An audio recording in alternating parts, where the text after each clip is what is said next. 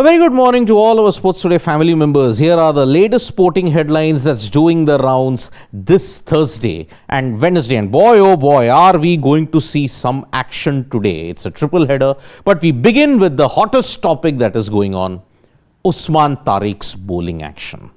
Now, that pause in his bowling action has divided a lot of opinion on social media. But Ravichandran Ashwin is one of them who has supported Usman Tariq. Remember, there is no legal framework by which you can call Usman Tariq's pause illegal. And that is what Ravichandran Ashwin has highlighted in a series of tweets that's there. First, it was former player Shrivats Goswami who highlighted that this is illegal, but Ravichandran Ashwin mentioned that it is not illegal.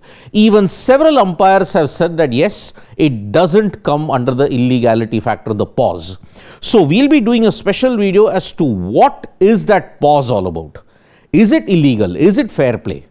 We will be doing a special video on that, but Usman Tariq's action has come under a lot of scanner. But it is very important to note that the ICC has cleared him. Sure, you can have all kind of things because it's India, Pakistan, you would want to ensure that, okay, we have to say anything against the Pakistan players. But understand one thing, if it is not in the rules, it is not in the rules. So criticize them, but within the rules. That is what we would like you to urge at this point in time. Now, Bhanuka Rajapaksa is also in the news because he made some rather outlandish statements about the bat of the Indian players. I mean, it kind of drew you back to that spring in the bat analogy in 2003. And these are the kind of things which only the Indian players can have.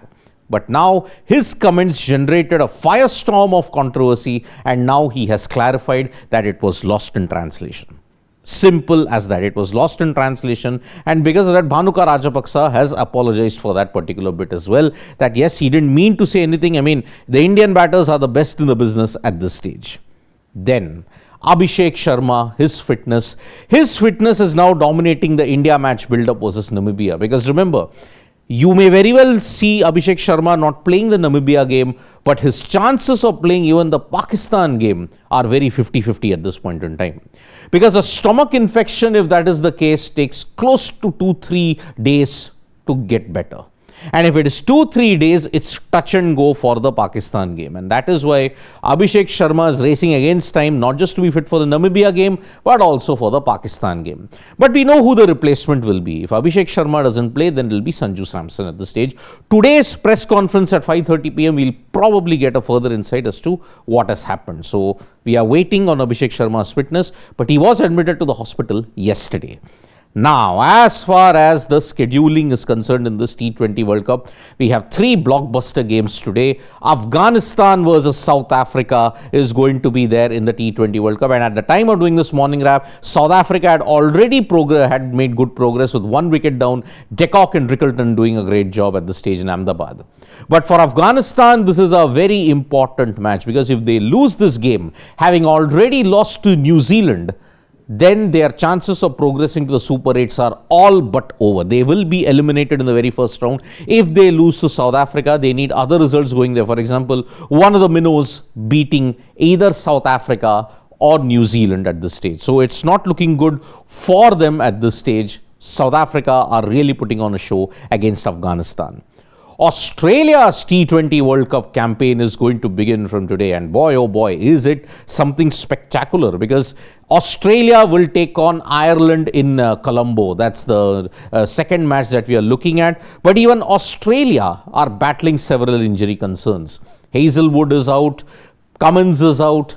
Now, Adam Zampa was battling a groin injury, but he's apparently fit for the game against Ireland. Australia have a 2-0 record against Ireland in T20Is. But remember, on that particular wicket, on conditions which are alien to both, it is rather an equalizer. So yes, Australia, can they overcome their injury battles to get over the line? That will be very interesting. The third match features the England versus West Indies encounter that will take place at the Wankhede Stadium. 2016, they last played in India, and yes, it was an epic final where Carlos, remember the name Brathwaite, had broken England hearts. But England are coming off a rather nervy win against Nepal. West Indies, on the other hand, have come off a rather good win against Scotland, with Romario Shepherd taking a hat-trick at that stage. So yes, West Indies and England. England do have a slight edge against the West Indies, but you don't know in Mumbai how it will pan out.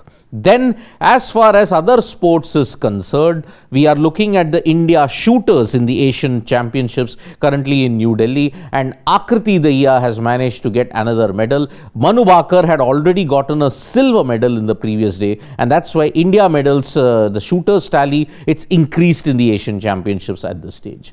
The final news that we're bringing you in this morning wrap is the resumption of the FIH Pro League, and in the hockey FIH Pro League, India will face a very stern test against Belgium. This is a very, very important year for Indian hockey because not just the Asian Games, you are also looking at the Hockey World Cup that will be played in Netherlands and Belgium. So that's why the Indian team really needs to step up and ensure that whatever the gains you've made in Paris and in Tokyo, they capitalize on it and do well in this Hockey World Cup that's going to take place in August, September.